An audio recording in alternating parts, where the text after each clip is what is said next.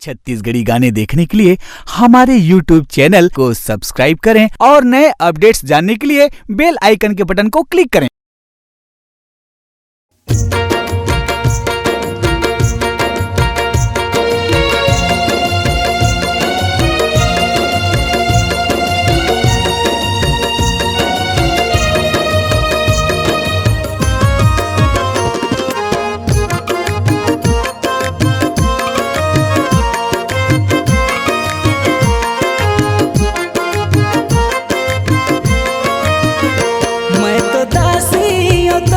अर्जी सुन गजानंद मोर, मैं तो दासी हो तोर।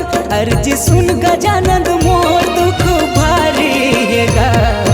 विघ्न के हरैया बिपता टार देना गा, विघ्न के हरैया बिपता टार देना गा। मैं तो दासी हो तोर, अर्जी सुन गजानंद मोर, दुख भारी हैगा।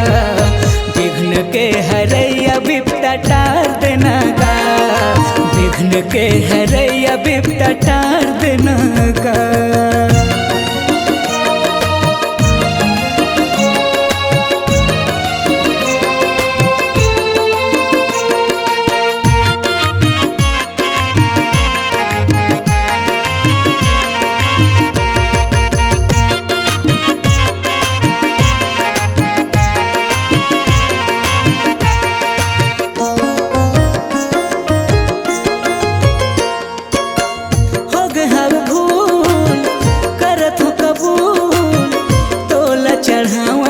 चिरैया के फूल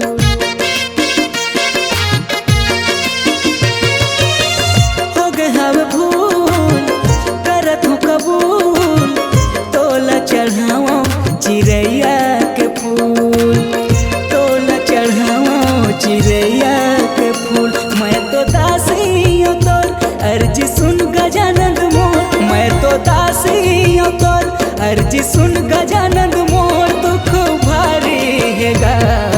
विघ्न के हरैया बिपता टार देना गा, विघ्न के हरैया बिपता टार देना गा।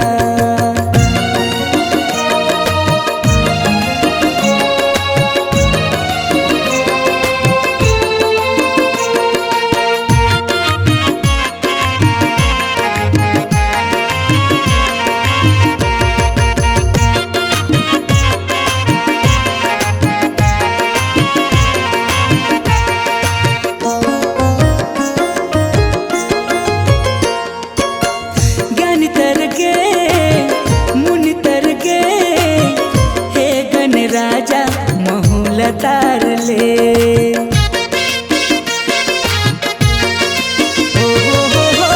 ज्ञानी तर गे मुनि तर गे, हे गण राजा महूल तार ले, हे गण राजा महूल तार ले। मैं तो दासी हूँ तोर, अर्जी सुन गजानंद मोर। मैं तो दासी हूँ तोर, अर्जी सुन गजानंद मोर, दुख भारी हैगा। विघ्न के हरैया बिपता टार देना गा, विघ्न के हरैया बिपता टार देना गा।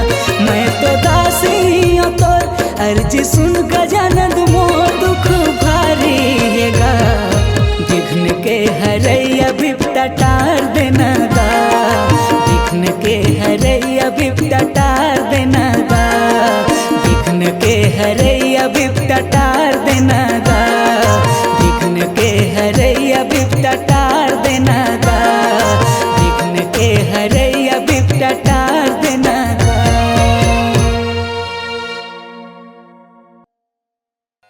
आपकी आवाज ही आपकी पहचान है। यदि आप अपनी आवाज को एक नया आयाम देना चाहते हैं तो चले आइए मल्टी ट्रैक डिजिटल रिकॉर्डिंग के लिए AVM audio video studio, Khamtarai, Raipur. Mobile number 9301523929 और 7869646201।